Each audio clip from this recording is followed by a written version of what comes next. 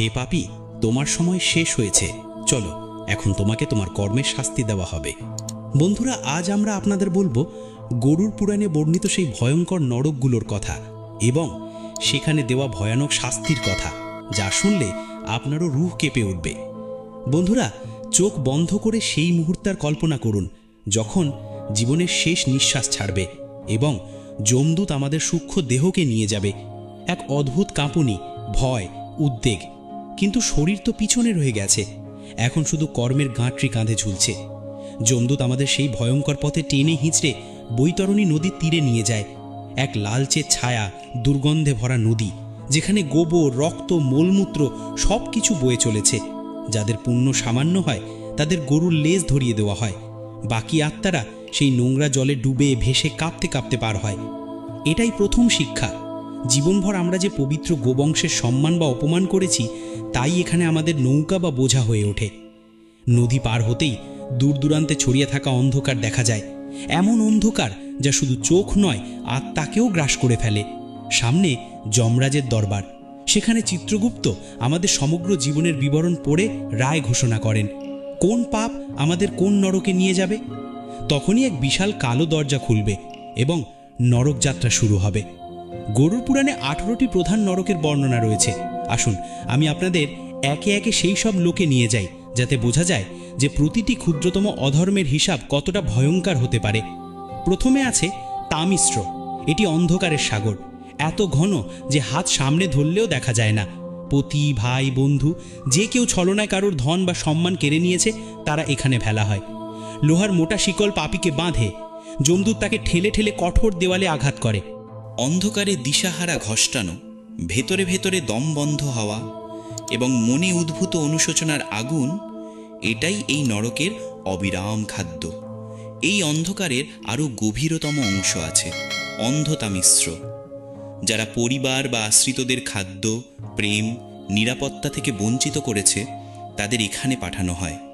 তাদের চোখে গরম কয়লার মতো কালো পদার্থ ঢেলে দেওয়া হয়, যাতে তারা সেই অন্ধকার ভোগ করে যা তারা তাদের প্রিয়জনদের উপরে চাপিয়েছিল। প্রতি মুহূর্তে তারা আলোর জন্য ছটফট করে, কিন্তু আলোর একটি কণাও পায় না। পরের নরক হল রৌরব। এটি যেন অবিরাম চিৎকারের মহাসাগর। এখানে নরকীয় জীব তীক্ষ্ণ নখ, চকচকে চোখ এবং লোহার দাঁত দিয়ে পাপীদের ছিঁড়ে খায়।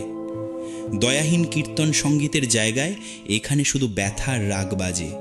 জীবনে যারা নির্দোষদের ওপর হিংসা করেছে, জীবদের কষ্ট দিয়েছে, তারা এখানে হাহাকার করে। রৌরবের চেয়েও তীব্র মহারৌরব। এখানে যাতনা হলো ফুটন্ত লোহার হাঁড়িতে পাকানো।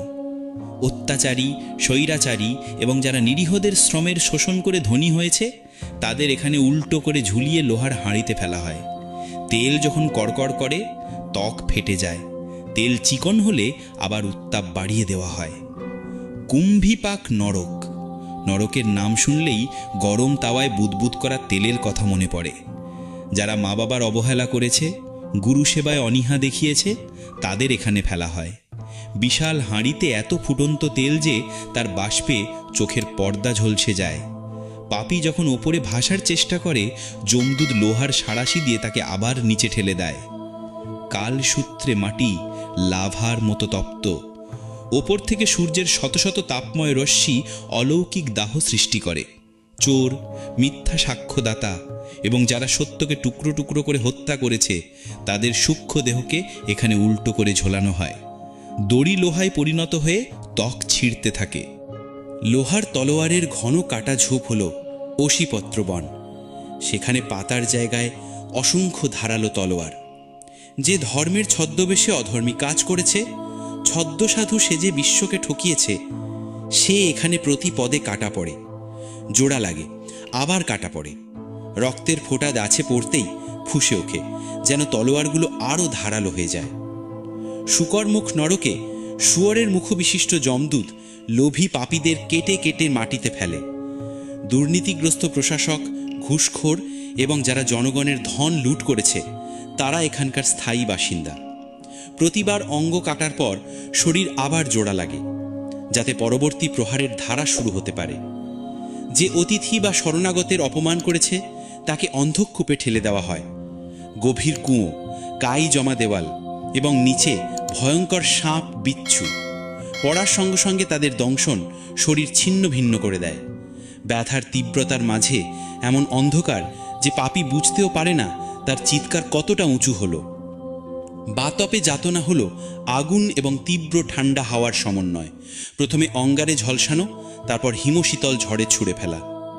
যাদের কথা দিয়ে অন্যকে আগুনের তাপ দিয়েছে, ক্রোধ, কটু কথা, ব্যঙ্গ, তারা এখানে সেই জিহ্বার দোষের ফল ভোগ করে।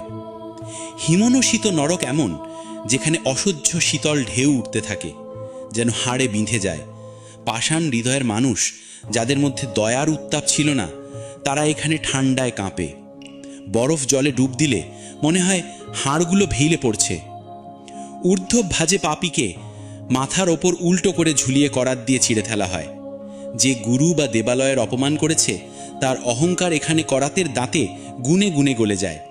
রক্তের ধারা ওপরের দিকে বয়, যেন অহংকার মাথায় চড়েই বইছে। ধূমপ্র নরক তাদের গন্তব্য, যারা বিশ্বকে নেশা, বিষ, দূষণে আক্রান্ত করেছে। এখানে পচা চর্বির মতো ধোঁয়া প্রতিটি ছিদ্রে ঢুকে পড়ে। শ্বাসের হাঁপানি, চোখে ঝাপসা, বুকে ফাটার মতো দাহ, এটাই এর চিরন্তন পীড়া। আলোয় লোহার জালি, যার উপর চারদিকে জ্বলন্ত শিখা উঠছে। যারা নারীদের অপমান করেছে, তাদের ভোগের বস্তু মনে করেছে, বিবাহের শপথ ভেঙেছে, তারা এখানে নিজেদের কামাগ্নিতে পুড়ে ছাই হয়। প্রতিটি চিনগাড়ি স্মরণ করায় যে বাসনার আগুনে সংযমী একমাত্র জল। পিষ্ট নরকে বিশাল পাথরের চাটান পিঠে ফেলা হয়। শ্রমিকদের অধিকার কেড়ে নেওয়া, গরিবদের দমিয়ে রাখা মানুষের অহংকার এখানে পাথরের নিচে চাপা পড়ে। চাপ এতটাই যে হাড় মজ্জা গলে যায়, কিন্তু প্রাণ তৎক্ষণাৎ বেরোয় না। যখন গুজবের বিষ সমাজে ছড়ানো হয়, তার ফল হলো সন্দংস নরক। এখানে গরম লোহার সাঁড়াশি শরীরের দাগ ও ক্ষত তৈরি করে। জিভা বারবার বেরিয়ে আসা গুজবের প্রতীক হয়। যমদূত সেই জিভাকে জ্বলন্ত কাঁটা দিয়ে বিদ্ধ করে, যাতে বোঝা যায় শব্দের আঘাত তলোয়ারের চেয়ে তীক্ষ্ণ কেন। তপন এবং মহাতপন নরকে আগুনের তাপ চরম সীমায় থাকে। যারা তপস্বী বা সত্যসাধকদের কষ্ট দিয়েছে, ধর্মের প্রচারে আঘাত করেছে, তারা এখানে আগুনেই জড়িয়ে থাকে। ত্বক গলে, শিরা ফেটে, কিন্তু মৃত্যু আসে না। যাতনার বিস্তারই এখানকার সময়। সংসার নরকে ফুটন্ত লাভার নদী, যেখানে ব্যভিচারী, পরিবার ধ্বংসকারী মানুষ পুড়তে ও ডুবতে থাকে। লাভার প্রতিটি বুদবুদ একটি ভাঙা সম্পর্ক, ছলনাময় প্রেম, ভঙ্গনীতির প্রতীক হয়ে পাপীকে ঝলসায়। কুড়া গাঁটার মতো দুর্গন্ধময় অবচি নরক তাদের জন্য, যারা ঘুষ ও বেইমানিদের সমাজকে ক্ষতিগ্রস্ত করেছে। লোহার চাবুক পড়ে, চামড়া উঠে যায়, তবু শরীর আবার জোড়া লাগে, যাতে শাস্তি থামে না। কৃমিভোজ নামেই বলে দেয়, এখানে শরীর কিরের আতিথ্য গ্রহণ করে। বন্ধুত্বের মুখোশ পড়ে পিছে ছুরি মারা বিশ্বাসঘাতীদের জন্য এটাই নিয়তি। কির হাতা থেকে রুহু পর্যন্ত রেখতে রেখতে পৌঁছে যায়। পাপীকে না ঘুম মেলে, না হুঁশ। মিথ্যে সাক্ষ্য দিয়ে বেইমানি করে রুটি উপার্জনকারী যখন লালাভক্ষ নরকে পৌঁছায়, তখন ফুটন্ত লাভা তার কণ্ঠে ঢেলে দেওয়া হয়। জিভা পড়ে, তবু শব্দ বেরোয়, হায় ক্ষমা, কিন্তু এখানে ক্ষমা শোনা যায় না। বিলো নরকে লোহার তলোয়ার শরীরে রক্ত নিংড়ে নেয়। নিষ্ঠুর হত্যাকারী, কঠোর কসাই বা যারা মাংসভক্ষণের জন্য প্রাণীদের অসীম কষ্ট দিয়েছে, এখানকার রক্তপিপাসু পরিবেশ তাদের রক্ত পান করে। ধর্ষক এবং যৌন শোষণকারীদের শাস্তি হল শুকর নরক। শুয়োরের মুখবিশিষ্ট কালো শক্ত শরীরের যমদূত বর্ষা দিয়ে পাপীকে হাওয়ায় ছুঁড়ে ছুঁড়ে পটকে। প্রতিটি আঘাত তাদের শারীরিক পাপের কথা মনে করায়। প্রতিটি চিৎকার তাদের শিকারের অসহায় আর্তনাদের প্রতিধ্বনি হয়ে বাজে। আইসোপানে বিশাল ফুটন্ত তেলের হ্রদ, সেখানে প্রতারক ব্যবসায়ী ও বণিকরা ডুবতে থাকে। যেমন তারা ব্যবসায় লোকদের ডুবিয়েছে, তেমনি এখানে তেল তাদের নাক পর্যন্ত ঢুকে যায়। বাঁচতে হাত পা ছুঁড়লে যমদূত লোহার হাতুড়ি দিয়ে তাদের আবার তলায় ঠেলে দেয়। ডান থেকে মুখ ফিরিয়ে নেওয়া, ক্ষুধার্তকে উপেক্ষা করা মানুষের গন্তব্য হল সারমিয়া দান। সেখানে নরকেও কুকুর লাল চোখ, নখরযুক্ত দাঁত দিয়ে পাপীদের মাংস ছিঁড়ে খায়। আশ্চর্য এই যে মাংস ক্ষণে ক্ষণে আভার গজায়, যাতে কুকুরের ভোজ অবিরাম চলে। জল সম্পদকে বিষাক্ত করা, নদীকে প্লাস্টিকে ভরিয়ে দেওয়া মানুষ উদক নরকে যায়। অ্যাসিডযুক্ত জলের ঝর্ণা শরীর গলায়। একটি দেহ গলা শেষ হলে আরেকটি দেহ আবার তৈরি হয়। এখানে বোঝা যায় জলের অপমান জন্ম জন্মান্তর দুঃখ দেয়। অত্যন্ত হিংস্র অপরাধীদের জন্য বহ্নি জ্বালা, শিখার মহাসাগর। মৃত্যু ক্ষণে আসে না, আগুন নিভলে যমদূত আবার আগুন জ্বালায়। এই শাস্তি বারবার জাগে, যেমন তাদের হিংসা বারবার কারো জীবন ধ্বংস করেছে। এই সব নরকে পৌঁছানোর আগে প্রতিটি প্রাণীকে পার করতে হয় রক্তময় নদী, বৈতরণী। গরুর সেবা, গোদানের পুণ্য আর করুণা, এই তিনটি ঔষধ যা এই নদীকে নৌকায় রূপান্তর করতে পারে। যে জীবনে গোহত্যার পাপ করেছে সেখানে ডুবে ভেসে নিজেকে ধিক্কার দেয় এবং দুর্গন্ধে ঘেরা ঢেউ তাকে নরকের দিকে ঠেলে নিয়ে যায়।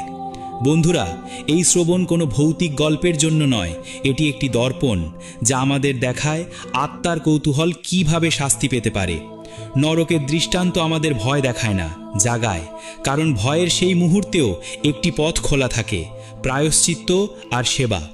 গরুর পুরাণ স্পষ্ট বলে, যদি পাপী সত্যিকারের হৃদয় থেকে অনুতাপ করে, দান দেয়, নম্র হয়, সত্যাচরণ করে, তবে ঈশ্বরের কৃপায় তাকে নরকের দ্বার থেকে ফিরিয়ে আনা যায়।